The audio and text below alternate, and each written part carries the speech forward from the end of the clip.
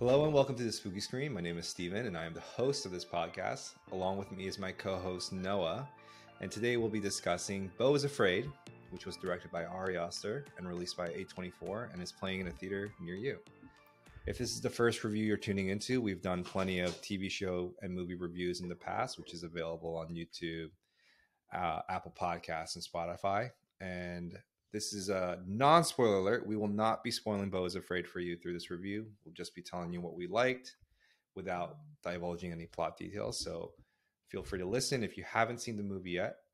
And also feel free to give us a follow, leave some comments, subscribe. So let's get into it, Noah. Thumbs up, thumbs down. Did you like Beau is Afraid or did you not like Beau is Afraid? Oh, that's a 2 thumbs up. So you really like this movie. I did really like this movie. All right. Break it down for me. Why did you like Beau is Afraid? Yes. So first off, we should probably say the reason why we don't have any other hosts, our usual get together, is because none of them saw Beau is Afraid. Because they're lazy and uncommitted. I don't blame them because the only showing at my local theater was at 11:30 a.m. on a Friday. So I had to commit 3 hours at 11:30. I had to sneak in a sandwich in order to watch this movie. And I'm glad I did. Because Beau is Afraid is one of those very rare movies that surprised me.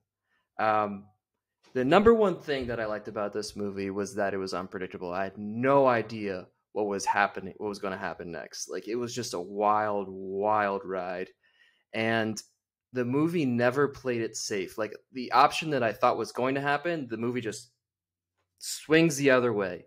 And I love that about it. The movie had big balls, like metaphorically and literal big balls. And that was another thing that you don't get a lot these days. Not the balls, but the fact that it goes for the jugular. Like, it does what it wants and it does not care what the audience thinks. It's like, this is the movie, get over it. I'm not explaining anything. I'm not holding your hand. You're either here or you're gone. I don't really care. But just to be clear, no, there are balls in this movie, right? Like, there are balls, yeah. But okay, I meant that's right. not the reason why I really love the movies. Not the balls. I just want to establish that for our audience, just so they know what they're getting themselves into. And yes, it might be the thing that kind of tips them over to go see this movie. Anyways, continue. Yes. So, like we said, the movie has a 3-hour runtime, and I had to pee from the first 15 minutes. I had the feeling that I had to pee. And you would think that I had a water, and you would think that you would have plenty of time to sneak out during a 3-hour movie, right? To be able to go pee and come back and not miss anything. No, there was so much happening at every second in every frame of the movie that I had to stay seated in my seat and just hold my pee in because I didn't want to miss anything. Like, even the most boring things like exposition, there was something happening in the background, crazy, that was perfectly set up and filmed and directed, that I was committed into my seat. So I was rarely bored throughout the 3-hour runtime. And that's a feat to me. Yes, this movie's described as a nightmare comedy, and I agree with that. I think the comedy is a loose term. You kind of have to be into macabre humor. So I'm just warning viewers of that. Yes, you're literally trapped in this guy's nightmare, and there are funny things. I felt I got whiplash from being chuckling to being horrified, like horrified gasps. And that's kind of the balance that this movie strikes. It's somewhere you're either there's something happening that's making you go, or it's making you hysterically laugh. Just one quick question. Yeah, go ahead. There were a couple people who were asking me about this movie leading up to me actually watching it. Would you classify this as a horror film? Because some people have a strong aversion to these types of films. So would you say it has horror elements? Is it horror light? I would say it's not your conventional horror movie. I would say it's more of maybe a psychological horror if you're into that. There's not really any supernatural elements. It's more of like, you know how when you're in a nightmare and sometimes it's something that's familiar but disorienting? That's kind of what it is. It's not like Mhm. you're being chased like a monster type of horror. It's more like you're in the front of the class and you're naked and you have to give a speech type of horror. It's more leans that way than the actual Freddy Krueger coming to rip your face off. So Got it. I would advise people that don't like horror to see it, but I will say that there's a lot of disturbing elements in it, and if you're squeamish in any way like that, I would avoid it. Like, I really want to I really want to make the point that this movie is not a commercial movie. It's not going to appeal to a mass audience. You really just have to get behind what it's doing and enjoy it in that sense, but it's not there to entertain. It's a deeply personal movie from the director, and Joaquin Phoenix is there to fully commit to that director's vision, and you feel it. And you're going to come away from the movie as the movie's something that is fully ambitious and fully insane. And if that's something that you're willing to get out of your comfort zone and watch, I fully recommend it. But I'm going to preface that with the warning of it's not a typical movie. It's You've been it's got balls. So that's what I you've mean. been fully warned. You've been fully warned. I loved it. I consider it a masterpiece, but I don't think a lot of people would. That's a strong term coming from you. I don't think you've thrown that term I've around in too many I've movie reviews. So Yes, I've yeah, digested it. After seeing the movie at first, I was quite, taken aback because I have no idea what I just watched. I think even you texted me after seeing the movie, Steven. You're like, "What the heck did I just watch?" I used a And more inappropriate term, but yes, yes, I was trying I to do did. the kitty version. That's the exact verbatim sentence that I did text to you. And, yeah, and that's how I felt. But now after digesting it, I really feel like I really enjoyed it because of how risky and unpredictable and how much was packed into it. I I'm just gonna make loved you it. put your money where your mouth is. Is this your favorite movie release, in theater movie release of 2023 so far, or Whew, it's close because I really like John Wick 4. It's okay, between those yeah, two. I'm gonna go with, I don't know. That's hard. they're so That is different. hard. They're so They're so different, yeah. and I like Y- them in different ways. One doesn't have penises, and another one does. Yeah, there's And not a lot of penis. Keanu Reeves doesn't show his penis in John thank Wick God. 4. I don't think he needs to go there. He looks good enough in a suit. So, my take on Beau is Afraid. Um, my take on Beau is Afraid. It overlaps with a lot of what you're saying, Noah. And I think at the end of the day, when you look at the landscape of movies that are in theaters, there's a lot of remakes, a lot of sequels, a lot of adaptations of cinematic universes in the making. Thinking of two Italian plumbers, specifically when I say this. But this is a wholly original, completely uncompromising vision of a film from one of the most twisted and unique and funny but horrific directors that are working in the industry today. And I want to say that Beau is Afraid can be challenging at times, like Noah says. It's not meant for the conventional audience. And that can be a hard sell, especially for us two who are super into art house and indie and all that sort of more hoity-toity fare. But I would say that if you're in the mood to just kind of let yourself go and just be taken on a ride by a really, really talented filmmaker and writer, and you just want to be constantly surprised from one scene to the next, this is a movie for you. I think that Beau is Afraid is great in the sense that it's not too abstract in what it's trying to say. There is a plot. It is about a man child, Joaquin Phoenix, who's named Beau, who was trying to go visit his mother on the anniversary of his father's passing. And there's a bunch of hijinks that ensues in that journey. It's almost quasi like Truman Show esque with a mix of Home Alone 1 and 2, Kevin McAllister, and then a lot of David Lynch thrown in just for good measure, and there's just so much going on, but you have that through line kind of guiding you from start to finish.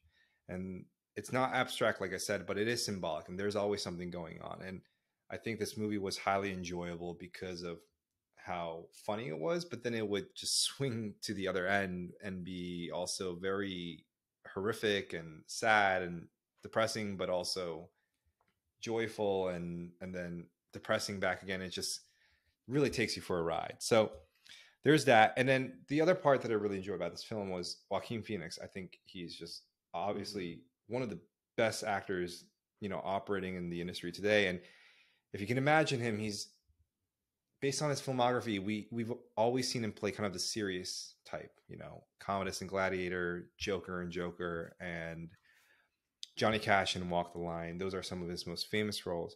But if you can imagine Joaquin Phoenix being told by Ari Aster, hey, you're going to play a 7-year-old boy who's scared of literally everything because his mother told him to be, trapped in a 50-year-old man's body, trying to make his way through what is the Republican vision of New York City to safely his mother's house. That's what Beau is Afraid is basically is. It's like Stranger Danger cranked up to 11 and a lot of just gonzo type plot development thrown in for good measure. And it was just, at the end of the day, it was just a really enjoyable watch for me. I had a lot of fun. I didn't really feel the 3-hour runtime for the most part. I would say certain scenes, it kind of overstays its welcome. One in particular that comes to mind, but I still enjoyed it regardless. And for that reason, I think, I would wholeheartedly recommend this film to our viewers. I would say give it a shot if you're in the right mindsets to do so. Like I'm thinking about Johnny specifically, who is very much a movies are entertainment type of guy. And I don't know if I would recommend this film for him, especially if it's a 3-hour runtime. He's a father of 2. He's got commitments, but you have to be in the right headspace. And so for that reason, I would be a little bit more selective. But for me personally, I enjoyed Beau is Afraid.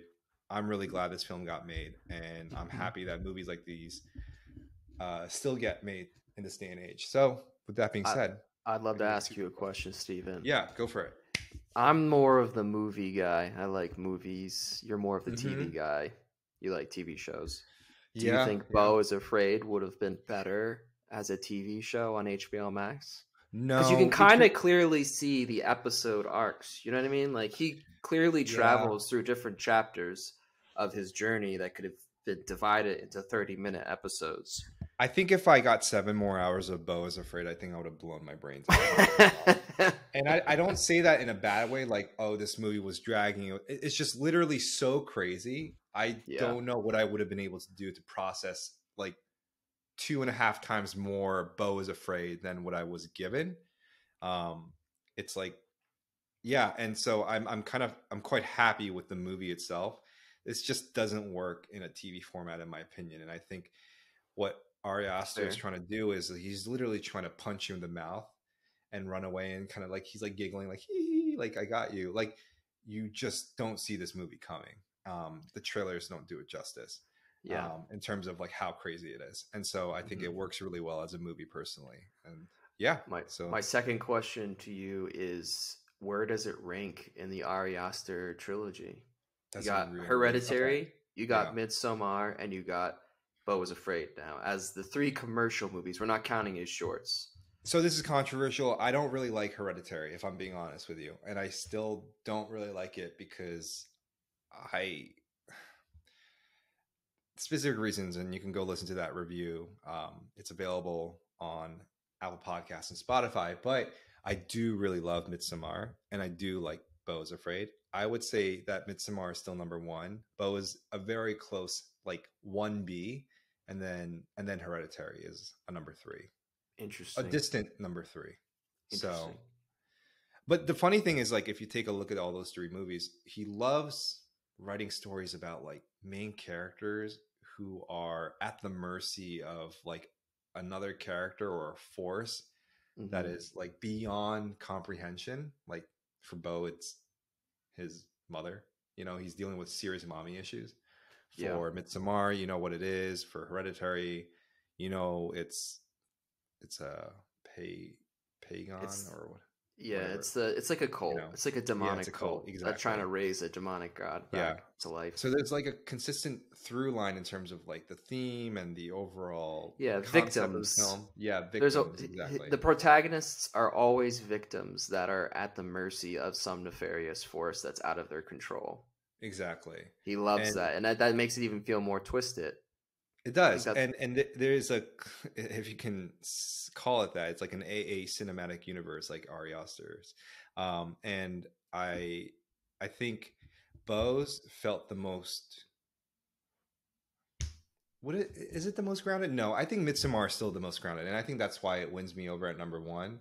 But Bo, it felt so much more relatable. Midsommar felt like an experience where you go abroad and you braid your hair with flowers, and then you come back, you know, dropping Swedish slang. Bo is Afraid is almost like it's too close to home in some ways hmm because it's about a mother and son's relationship. yeah, And I feel like a lot of different people can relate to that, whether you're a daughter with a bad relationship to your mother or father, parental children type relationships that instill fear and yeah, really damaged psyches and so on and so forth. And I yeah. think If you have yeah, mommy issues, you might have a bad time watching this this might movie. be the mother of all trigger warnings for you. Maybe I'll be it's honest. therapy though. Who knows?